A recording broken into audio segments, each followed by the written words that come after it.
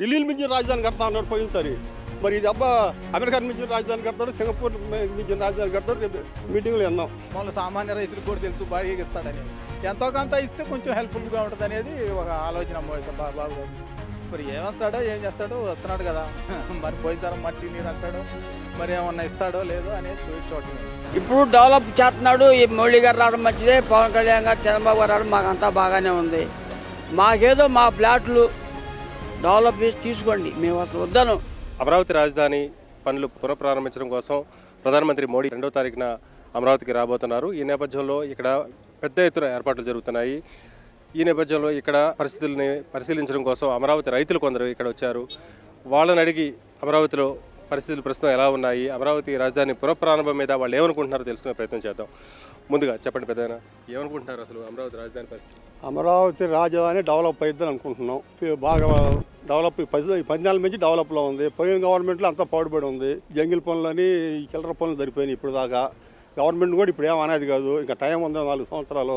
ఈ 4 సంవత్సరాల్లో బాగా అభివృద్ధి చెందుద్ది అనుకుంటున్నాం.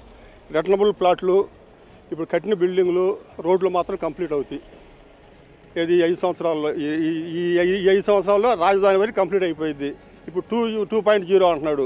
దాని తర్వాత outer ring road, inner ring road, railway line, విమానాశ్రయాలు అవి వచ్చి 5 సంవత్సరాల్లో పూర్తవుతుంది. మళ్ళీ గవర్నమెంట్ రావాలా, గవర్నమెంట్ రాకుండా జరగదు. ఏంటి మళ్ళీ జగన్ అడిగితే మళ్ళీ కథం, అతను రాకూడదు. అతను అనేవాడు ఇక్కడ కాలు పెట్టకూడదు. ఇక్కడ రైతుల కోరిక కూడా ఇది, ఆంధ్రప్రదేశ్ ప్రజల కోరిక కూడా ఇది.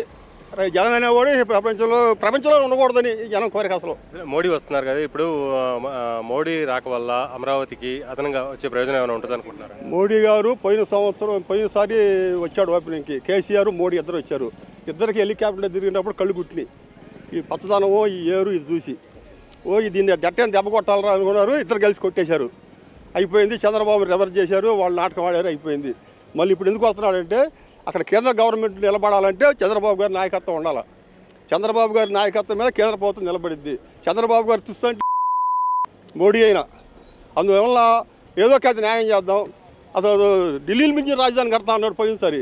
మరి ఇది అబ్బా అమెరికా మించిన రాజధాని కడతాడు, సింగపూర్ మించిన రాజధాని కడతాడు. రేపు మీటింగ్లో విన్నాం.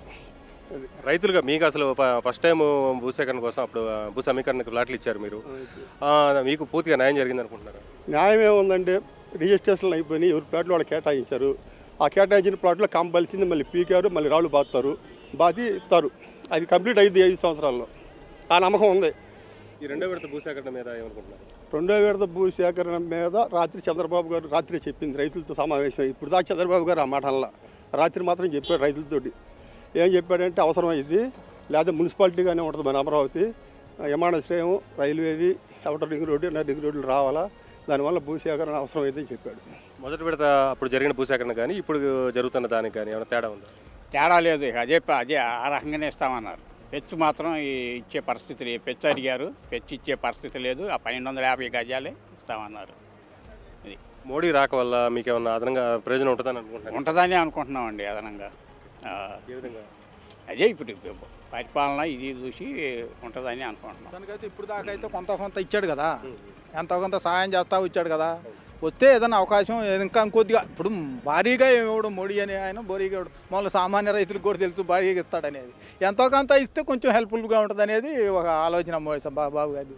మరి ఏమంటాడో ఏం చేస్తాడో వస్తున్నాడు కదా, మరి పోయినసారి మట్టి నీరు అంటాడో మరి ఏమన్నా ఇస్తాడో లేదో అనేది చూడటమే. అది భారీ అంచనాలు అయితే ఉన్నాయా? అంచనాలు ఏదో భారీ అంచనాలు ఉన్నాయి. మరి నెరవేరాలి కదా, ఆయన చేతిలో పని కదా, నెరవేరాలి కదా.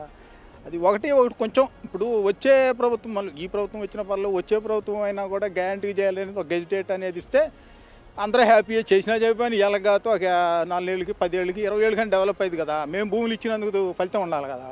మామూలుగా మేము భూములు ఇచ్చి మామూలుగా రాయపూడి పెట్రోల్ బంక్ దగ్గర ధర్నా చేస్తే ఆ విజయరాయ అనే ఎస్పీ గారు ఏమన్నాడు, మరి మోహన్ బట్టరాట్ల బాబు గారు ఎందుకు ఊరుకుంటున్నాడు, మామూలుగా కాళ్ళతో లేడీస్ని, ఆడవాళ్ళని, మగవాళ్ళని మొత్తం తన్నాడు.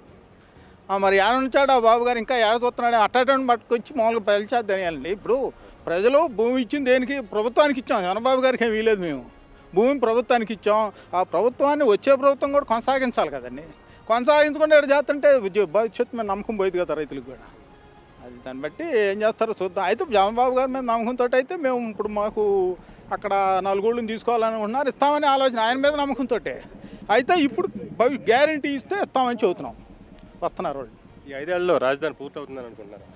మొత్తం పూర్తి కాకపోయినా కనీసం ఇప్పుడు అయితే 2019లోనే దాదాపు 60% అయిందండి. రోడ్లు కానీ ఫ్లాట్లు కానీ ఏమైనా మాకు ఫ్లాట్లు చూపించారు, మేము ఫ్లాట్లు కూడా అమ్ముకున్నాం. 60% అయింది. ఇవాళ 40% చేయడం పెద్ద లెక్కే ఉంది. దాదాపు 2027కి అయిపోద్ది, గ్యారంటీకి అయిపోద్ది. అది రియల్ ఎస్టేట్ పరిస్థితి ఎలా ఉంది అసలు? రియల్ ఎస్టేట్ పరిస్థితి ఇప్పుడు మాకైతే ఈ రైల్వే లైన్ అని, ఈ ఇన్నర్ రింగ్ రోడ్ అని కొంచెం ఆలోచిస్తున్నారు. దానికి తగ్గట్టు ఈ బ్రోకర్లు హైప్ చేశారు. మామూలుగా 25-30 ఏళ్ళు 40 ఏళ్ళు ఉన్నదాన్ని 60-70 ఏళ్ళు చేశారు. కొనేవాళ్ళు ఎడగొంటారు. అయితే కొద్దిగా స్తబ్దుగా ఉంది. కొంటున్నారు ఇప్పుడు కూడా, ఒక ఏరియాలా కొంటున్నారు బాగానే. రియల్ ఎస్టేట్ అంటే అంత స్పీడ్ లేదు రియల్ ఎస్టేట్. మోడీ గారి టూరు మీద మీ అంచనాలు ఏంటి?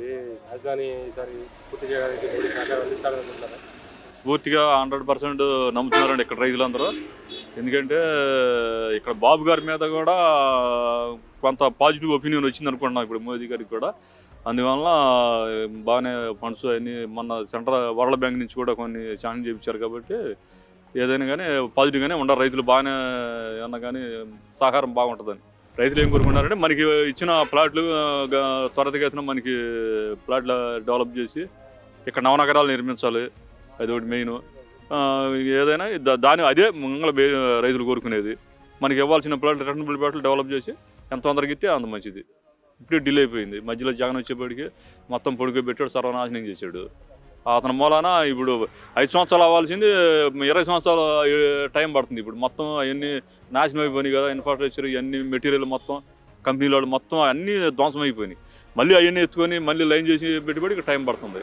ఎంత తొందరగా వీలైతే అంత తొందరగా రైతులకి రిటర్నబుల్ ప్లాట్స్ కానీ ఇక్కడ హైకోర్టు అసెంబ్లీ సచివాలయాలు కానీ పూర్తి చేసిస్తే మంచిదని కోరుకుంటున్నాము. అదొకటి. ఈ గెజిట్ ఒకటి పెట్టాలండి. ఇప్పుడు అమరావతి రాజధాని అని పార్లమెంట్లో కూడా పాస్ చేయించి మనకి నెక్స్ట్ ఈ జగన్ అసెంబ్లీ వాళ్ళు ఎవడొచ్చినా, జగన్ కాకపోయినా ఎవరు వచ్చినా దాన్ని కైలేయడానికి వీలు లేకుండా చేయాలని అదొకటి కోరుకుంటున్నారు.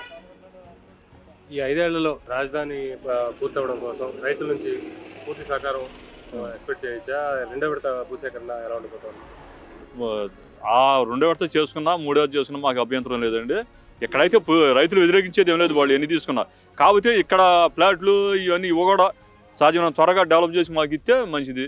ఇక్కడ సచివాలయ అసెంబ్లీ ఇవన్నీ ఉన్నాయి కదా, ఇవి కూడా సాధ్యమైన త్వరగా మాకు ఇక్కడ రైతులకు అన్యాయం చేయకుండా ఎంత త్వరగా ఇస్తే అంత మంచిదని మేము కోరుకుంటున్నాం. ఏంటి మోడీ గారు వస్తున్నారు, ఏంటి భూములు ఇచ్చిన రైతులుగా మీరు ఏమనుకుంటున్నారు? జై శ్రీరామ్. మాకు మునుపు వచ్చాడండి. మునుపు వచ్చి రాజధానికి ఢిల్లీ తెల్లదన్నే రాజధాని అని చెప్పన్నాడు. నీళ్ళు తెచ్చాడు, మట్టి తెచ్చాడు.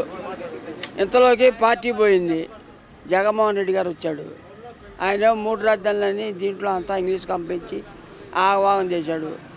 మళ్ళీ కూటమి ప్రభుత్వం వచ్చింది, మాకు బాగానే ఉంది.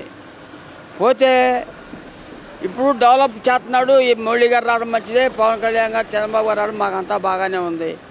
మాకేదో మా ఫ్లాట్లు డెవలప్ చేసి తీసుకోండి. మేము అసలు వద్దను, ఇచ్చేవాళ్ళని వద్దను, తీసుకునే వాళ్ళని వద్దను.